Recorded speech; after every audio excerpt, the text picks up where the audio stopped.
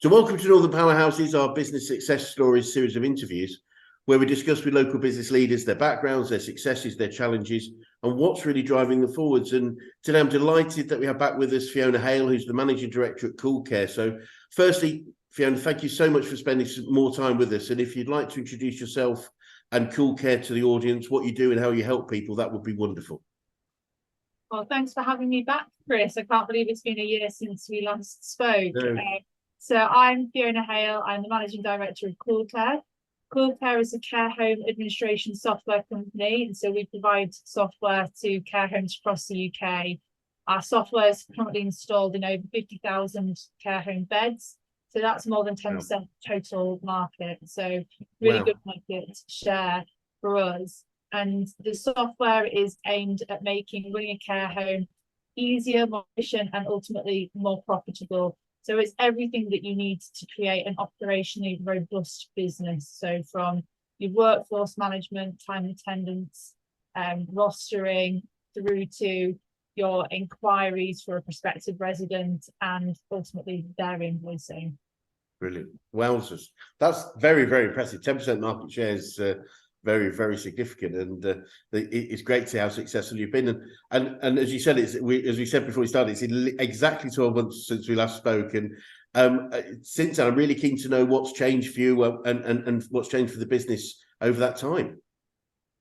It's just been kind of onwards and upwards for us, really. I was trying to think back about what's changed. I think as we met you last time, we'd just come to the end of our migration of customers from our old platform over to our new platform. Yes. That happened successfully. And then we had a rebrand. So into, I think, September last year, we launched our new branding, which just kind of slightly better represents who we are, what we're doing. And the fact that we're now onto the new platform, which is great. We've expanded the team. We've done some great work in building our API, which has enabled us to integrate with other partners. So we're now integrating into digital.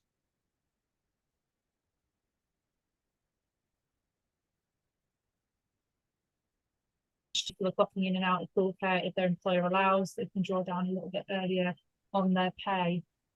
Lots of great stuff. Wowzers. That's absolutely fascinating, and it's great to see that you that continued success. So what have been, if any, what have been some of the key challenges that you've had to face over this last 12 months?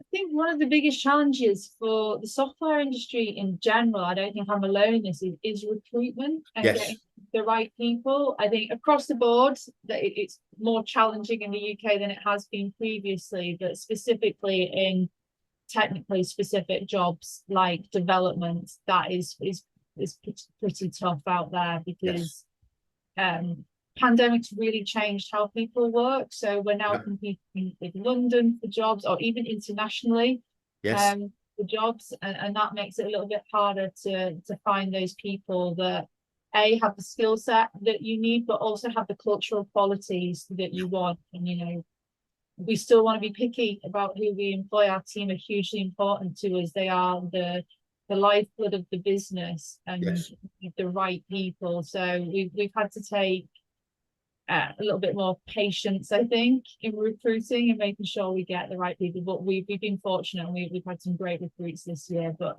as I say, it's been harder.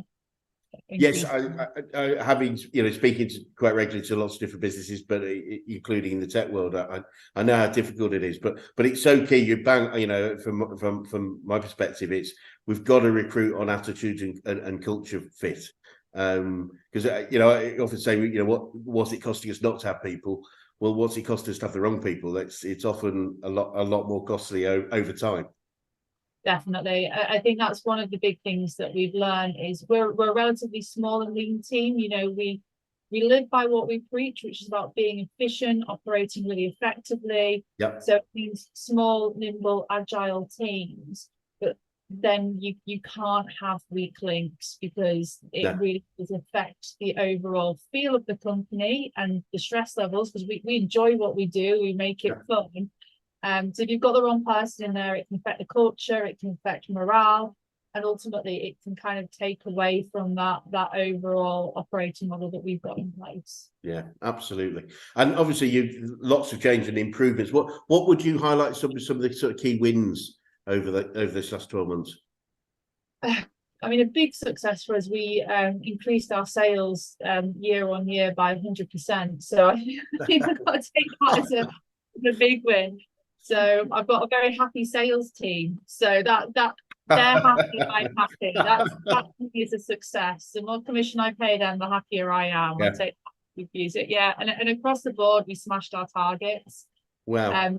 Our retention rate is really high. So we're at kind of average monthly retention of 99.89%. So we just don't lose customers. So whatever we're doing the right thing to keep people on board. And when we do lose customers, it tends to be because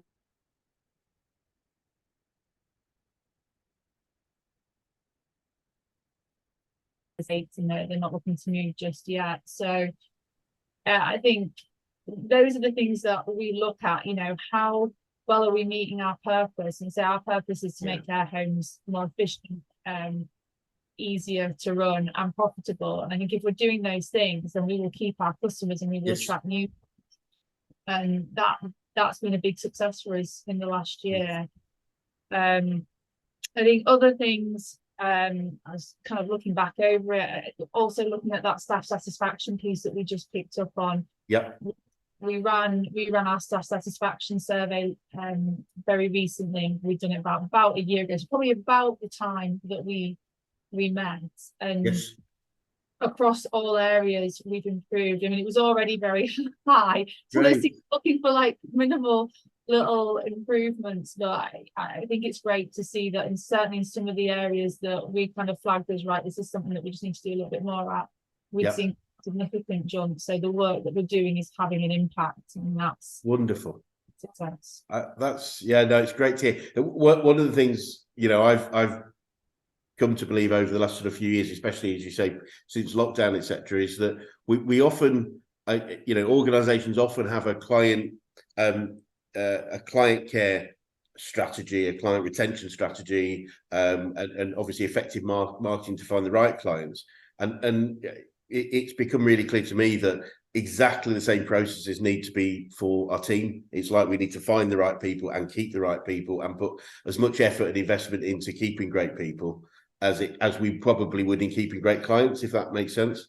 Yeah, and we thought when we did our rebrand, we kind of refreshed all of our values, and they're fairly similar to what we had before, but they're structured around 4 key pillars. And those 4 pillars then go into every part of the business strategy. So that includes our people as well as our customers. And so, you know, at each team leader meeting, we have a discussion about, right, what is every department doing to progress in these different areas? And these are things we know matter to our team. We know if we uphold them, they will create a better work environment. You know, things like simplicity is one of our pillars, trust, quality, and service. And so if we can uphold that for our customers and uphold it for our employees as well, we'll come out with the right environment. Wonderful, absolutely amazing. I mean, it's just great.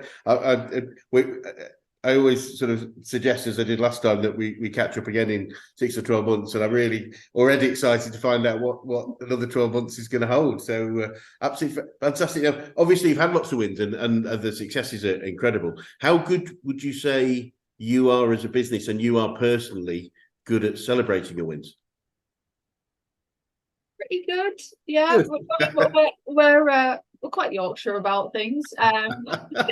Our sales team leader brought in a really big win recently, and it did the whole month's target in one. Brilliant. And our financial controller said to him, "Oh, right, okay, so you've broken even now. So what's coming?"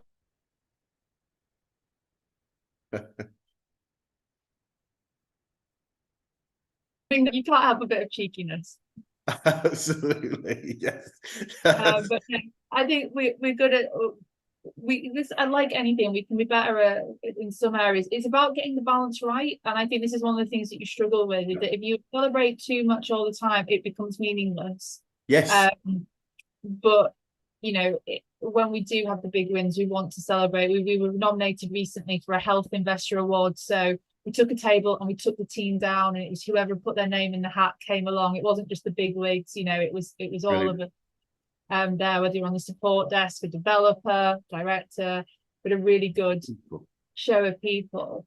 But we're constantly challenging ourselves on that, and I think it's still, for me, yes, we want to celebrate the success, but that is meaningless unless you create the good work environment.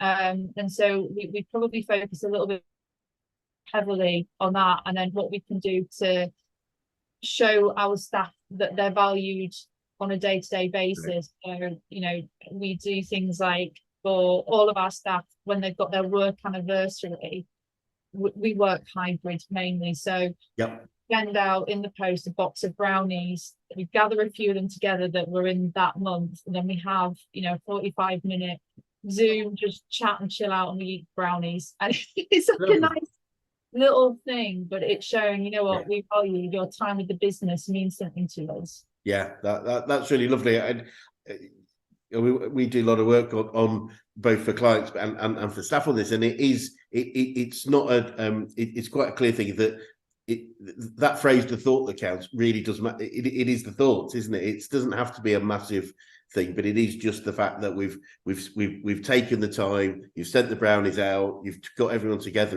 We don't need to take everyone on massive lunches all the time or anything. It's just showing that we care, and I think that's wonderful. Yeah, absolutely super. So what have you learned? I mean, obviously you must have learned so much from this last 12 months. What have you learned from the wins and the challenges?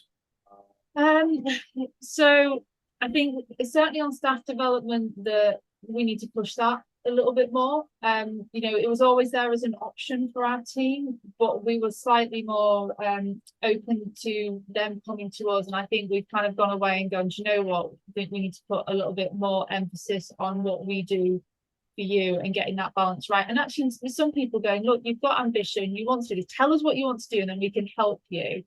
So definitely on the area of staff development. But I also think on the reverse that, and to the conversation we're having a little bit earlier, to be a bit quicker on performance management issues. Yes. And I think that for me in particular has been a big learning. I'm all about fairness. It's one of the things that really matters to me. But I am also aware that as a personality type, I can be quite impatient. Get quite easily frustrated. But I kind of did a bit of reflection. I realized that sometimes, because I know that about myself, I can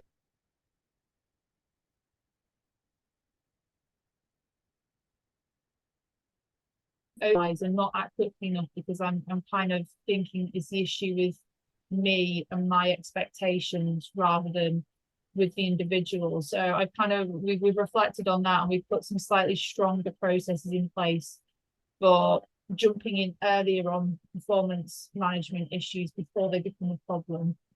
Yeah, sorry, I lost you slightly there, so forgive me. But you said because you're conscious of being a little bit impatient, you were doing. I'm quite keen to just to touch on that again. I was saying I think because I'm very conscious of it, I can overcompensate and be a bit too tolerant. Okay, yeah, right. So I think that's been a bit of a lesson for me, is that actually, for the fairness of everybody, you need to set these processes up and actually jump in way earlier before it's a problem, and then support people through it. Whereas I think because I know my expectations are high, just challenging myself a little bit too much on it and overcompensating. Yeah, that makes perfect sense. In both ways, it neither works really well, does it? So for me, it's very much about numbers, isn't it? Is the numbers. If you've got a key set of performance numbers, that will tell us if someone's performing or not, and it removes that whole opinion from it. It's not it's not whether I think you're doing well or you think you're doing well. The number was 10, you did 12, brilliant. Number was 10, you did 6.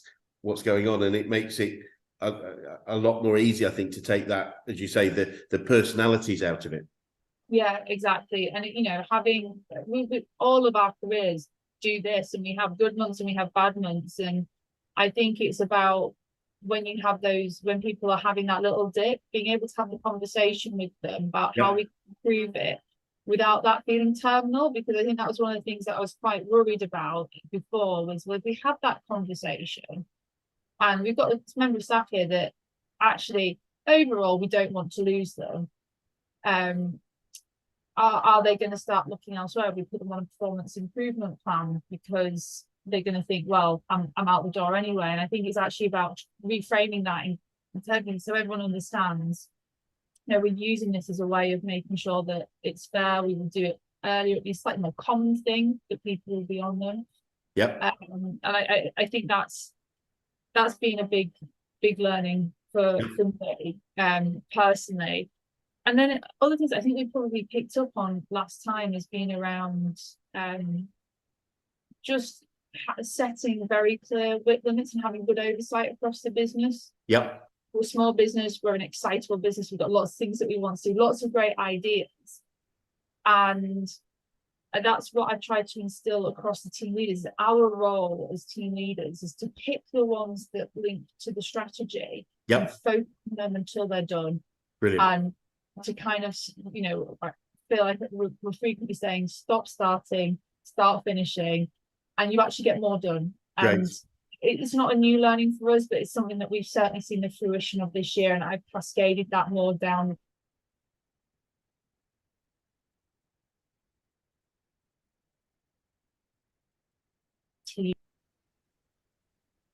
Sorry, we're having a few challenges here with the internet. So you say you're cascading that down through your teams? Yeah. So we've got that. We kind of increased with each iteration of our process management. We're increasing the visibility that we get. We can see all the projects that are going on and the ways that we work. So it just enables people further down the chain to actually making those decisions. It's not just coming straight from up here. I can see everything that's going on. You know, people at all different levels can actually see all the different moving parts, and so they can call it if they go, do you know what, we're grinding to a halt because 10 of us are doing 10 different things. Let's get this one thing done first and move on.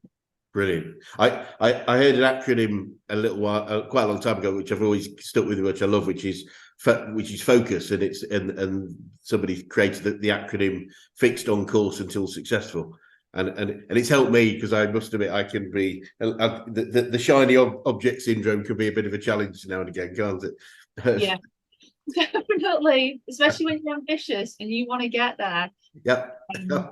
And you've often got people around you as well who want to get there as well. And I think that is one of the more difficult things, is explain to someone why their idea is great and you're going to get there, but just not yet.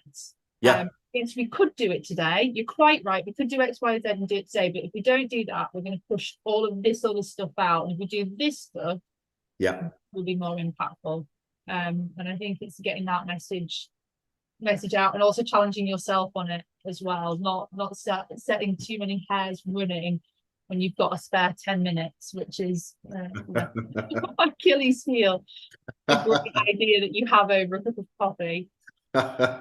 It's funny, I heard I went to an event a few weeks ago in Leeds, and they had a lady called Jennifer Byrne, who's the ex-CTO at Microsoft, and she I mean, so many different things she said were really sort of memorable. One was I can't remember her phrase, but it's something I use quite a lot, is slow down to speed up, and it's very much about, okay, we've got lots to do, but probably if we slow down and think about the order, the plan, that's actually going to get the result more quickly and effectively.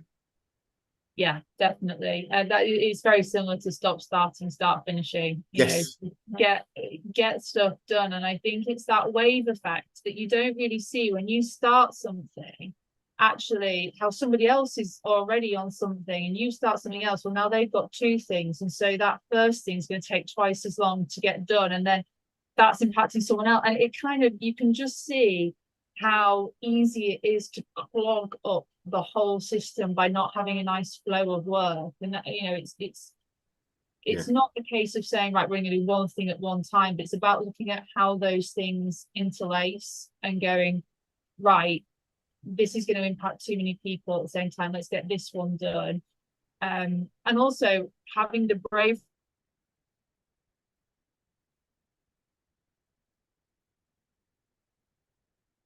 to get to the end of something, but you don't. Scope creep is a real issue, and so again, the more awareness you've got on of what you're doing and why you're doing it and why that's the first thing you're doing, enables you to actually go, we've done enough. Yeah. That is enough for now. So you can start this next thing. Yeah. And I think when you've got them stacking up and you can see what's coming next, it pushes you to make that decision because you want to move on to the next thing. And stops the infinite project that never ends because you constantly find something else that would be nice to have, but not necessary. Brilliant. No, that all makes absolute sense. The other thing I picked up actually, or one of the other things that Jennifer said, I'd be interested to get your thoughts on it. Is and I'd never heard it before, but she said in the US when they're hiring for sort of C-suite senior execs, one of the things they actively do is test them on their ability not to do things. And I found that really interesting. I don't know your thoughts on that, which was literally, I guess it's a test for effective delegation, but it is, often successful people are driven, and driven often means I have a need to be doing something all the time, which is a bit counterintuitive to a strategic role, I feel. Yeah, I've not heard that before, but I can see the value in that because it's great if you get a visionary, but they need to have a clear vision. And I think sometimes people are full of great ideas, but one of the hardest things is to choose which idea to go for. We do it to a lesser extent when we are recruiting into our support team, in that we have to find people that are able to prioritize. It's hugely important. Which ticket do you work on first? So it's a similar thing in that we give them a series of tickets and we go put them in order. What are you doing on day one? What are you doing on day two? And we give them a kind of limit of how many they can put into each day, just to see, well, what rationale do they use for what goes into day one?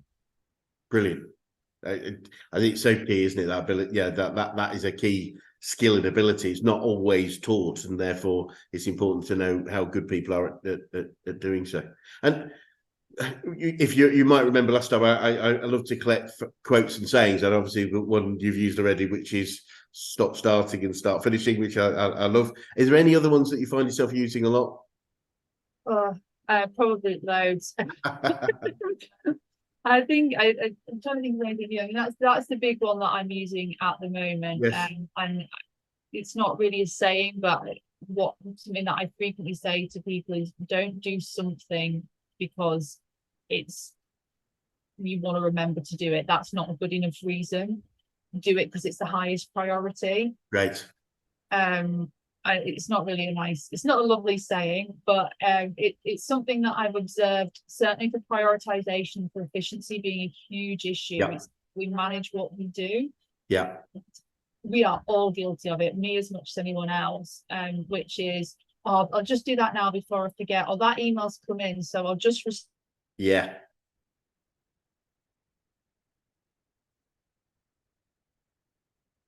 higher priority should come first. So it's never a good reason to do something so you don't forget. If you think you're going to forget, write it on your to-do list. Yep. Bang on. Bang. I think Stephen Covey talks about urgency and importance.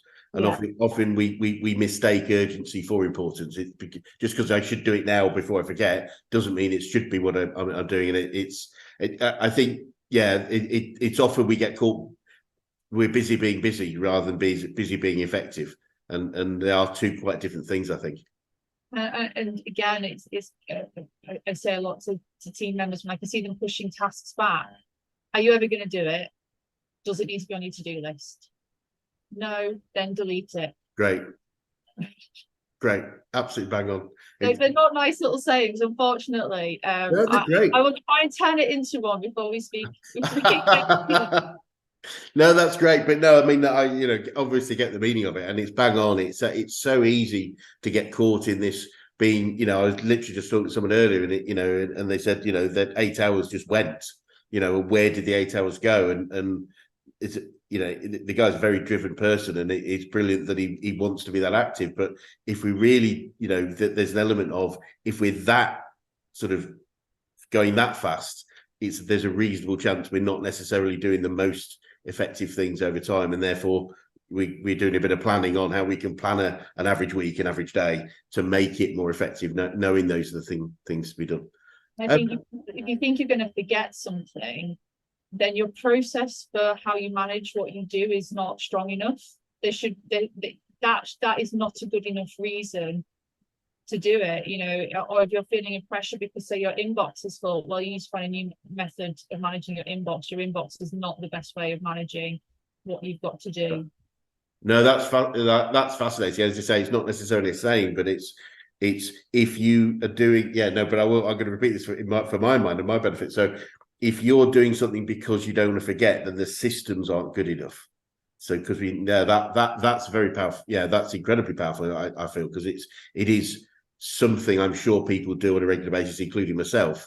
And right, I will just, but I guess I do now write it down or put it as a little note in my calendar to do something. But it is about writing it down rather than doing it to forget. Yeah, in case I forget. Thank you. Yeah, no, that's. I'm not sure we call that saying, but we'll make one out about it. That's wonderful. And what else have you learned about yourself over these last 12 months, Fiona? Oh, well, I did a Hogan psychometric test, so that was quite enlightening. I won't go into the full debrief. It was good. I found that really helpful. In that it didn't tell me a lot that I didn't already know. No. It was amazing actually learning about how that comes out and what might trigger me, where my strengths lie. Stronger in some areas than I perhaps would ever have given myself credit for. I never particularly saw myself as visionary, but when I've done these,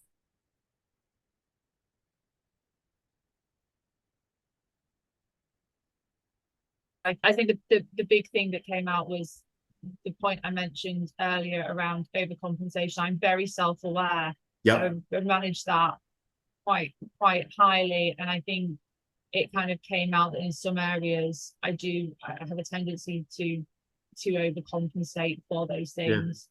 So that's been hugely helpful to me in then knowing to challenge myself. I think knowing how to challenge myself effectively, because I did do a lot of challenging myself before, but probably through a slightly warped lens, and this is kind of gone, no, this is how you need to look at it, and it's been really, really helpful. Brilliant. And looking forward, I mean, obviously that's always been amazing, but what does the future look like for you guys, and what challenges do you think you might face, if any? There's always challenges down the road.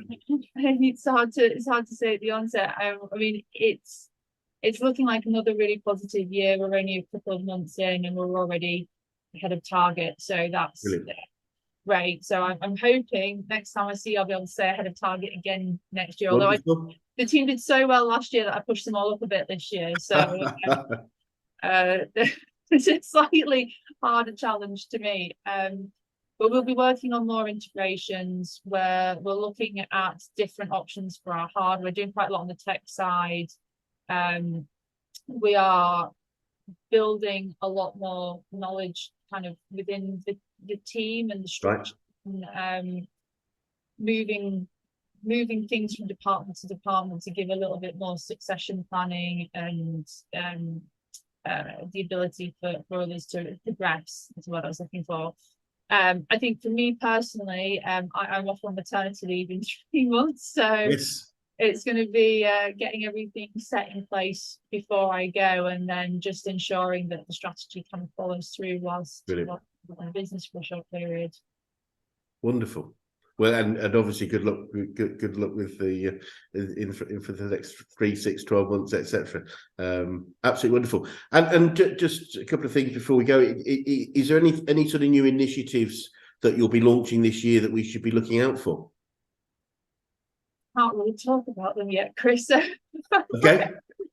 So we purposely keep our development roadmap to match up. It enables us to be relatively agile. But as I said, we will be doing more integration. We've got a new integration coming up fairly soon within the digital care record provider. Right. And we were looking at new options for our clocking in hardware. So looking at something slightly more advanced than what we've got at the moment as well.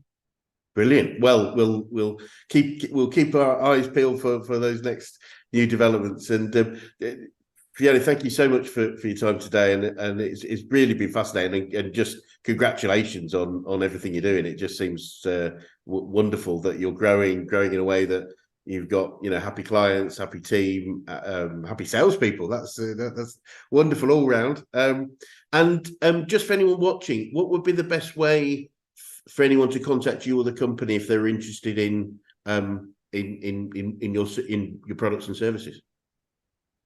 I'm really sorry, Chris, you froze there, so I lost the last little bit of what you said. It's all good. Yeah, no, I was just saying, you know, firstly, congratulations on everything what you're doing, etc. And if anyone's watching would like to get in touch with you or CoolCare, what would be the best way to do so? To go to our website, coolcare.co.uk. All of our contact details are on there. There's a little form you can put in. There's an email address, there's a phone number. It's the best way to get through to us, or connect with me on LinkedIn. Brilliant. Well, once again, thank you so much for your time today. I wish you every best luck both for the company and obviously personally for the future. And yeah, it'd be great to catch up with you again in 6 or 12 months and just see what's going on for you then. Great, yes. Look forward to it. Thank you.